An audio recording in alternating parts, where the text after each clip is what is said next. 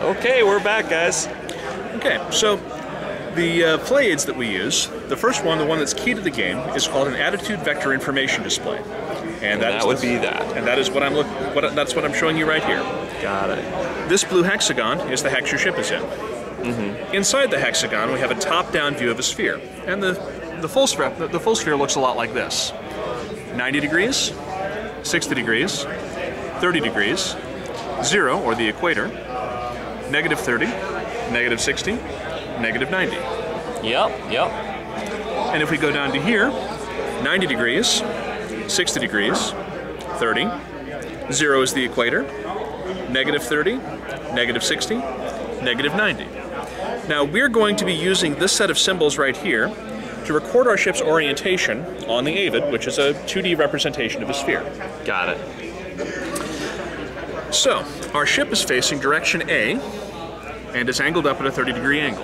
And that's based off of this, guys. That lets you know what your orientation anywhere on the board is. Yep.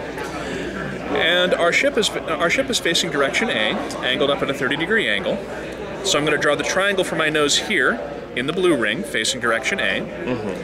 And if our nose is up at a 30-degree angle, that means the stern is down at a 30-degree angle.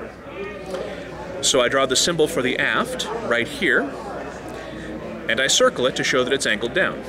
Yep, circles always mean down, guys. Left side marker goes here, right side marker goes here, and the tricky one is figuring out where the top and bottom markers go. The top goes 3 windows back from our nose, so if we count back 1, 2, 3, we put a star here for the top, and we put a anchor symbol here for the bottom, and we circle the anchor symbol to show that it's on the bottom half of the sphere again. Gotcha. And we've now recorded our orientation on the avid, and I will freely admit that in some ways that is like doing Vulcan Sudoku. Yep. But it's cool. It takes now you know where you're at. Yeah. If you do it a couple of times, everything kind of clicks into place. Sure. It is just learning something new. It's a new procedure. And in fact, a lot of what I'm doing on this is something that unless you're an astronomer or a pilot or drove a submarine for a living, it's unlikely that you've done anything remotely like this as part of a game before. It's just different. It isn't hard. No, it's not hard at all. So, having done this, we now need to shoot a bearing to our target. And to do that, we need to figure out if we see the target through the corner of the hexagon that our ship is in, or the edge. And in this case, it's pretty clearly visible through the corner. Yep. Now, if you're ever in doubt, the formula for determining that is right here on this card. Right there, guys. And there's even a visual representation of it right here, too. And the little arrow is you, I take it. The little arrow is you. Yep. Awesome. Okay. So, our target is 1, 2, 3, 4, 5, 6, 7 hexes out, and it's 4 altitude levels up. And as you can see, it's a dark chocolate because we're going to be dealing with a rich target environment. Very rich, yes. But to figure out what range it's at and the bearing and the angle that it's at, we're going to use the other play aid called the range angle lookup table, or route. Got it. We're going to count 7 hexes out, or 7 spaces out on the bottom, and we're going to go up 4 spaces for the difference in altitude. So it's a simple table. Yep. Just one side, then the other. And that gives us a range of 8. Visible. That's what's in the box. Yep, that's what's in the box. Got it. And that's visible in the blue ring, because that matches the color. Got it. So I'm going to write the number 8 in the spot here. We know we see the target through the corner, so it'll be in this edge of the. It'll be in this part of the sphere right here. So I've got the number 8 where we see the target. That's where we see the chocolate in the sky. Gotcha. Come to the dark side. We have chocolate. Now. And lasers. So we are going to go and map this bearing to a firing arc diagram. These are the firing arc diagrams for your ships. The top of your ship is the top of the diagram. The bottom of your ship is the bottom of the diagram. Yep. Triangle is your nose. Left side marker, right side marker, and the aft symbol is right here. Okay. Now, if we take a look here, we have 2 mounts. One of them has blasters on it, one of them has proton cannons on it. And we're going to go take a look at the blasters here. Blasters have a range bracket of 0 to 4 and 5 to 7, which means that they're just out of range. Okay. But we're going to go to the proton cannons down here. They have a range of 0 to 7 and 8 to 10, so we're in the extreme range for the proton cannon. And we're going to look at the table here. This is your accuracy number. You need to roll a 7 or better on a 10-sided die. You're going to need, it has a base damage of 4, and it has a maximum penetration value of 5. Now, the way we do this is we roll this with one set of dice.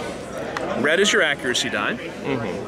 White is your hit location die. If you take a look at the table down here, that's your everything that your ship is, basically. Is divided up into 10 sections, and that tells us where we start marking off damage. Gotcha. And the last 2 dice that we have is the penetration. Funnest. Is the penetration dice. You roll 2 10-sided dice, and you subtract the smaller number from the larger number. So 10 minus 7 is 3, is a die roll of 3. Now this gives a very interesting distribution curve. It's basically half of the bell curve, skewed so that the higher numbers are always less common than the lower numbers. Got it. And we use the pink dice because once I've explained hot pink penetration to you, you're never going to forget that die roll mechanic no matter what ever you do. No amount of vodka can remove that from your brain now.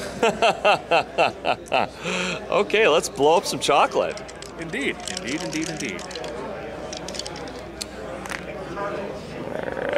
And you've got your white die is a 6. My 9 is my accuracy die. 9 is the accuracy. And I needed a 7 or better to hit it. Okay, so you hit. And my penetration die roll is 6 minus 3 is 3. So 3 plus 4 base damage makes 7 points of damage to hit location 6 on the chocolate. There you go, guys. And that kills the chocolate. You kill it, you eat it. Outstanding. Thank you very much. Now, the name of your website is again at astragames.com. And my name's Ken Burnside, and check it out, guys. This is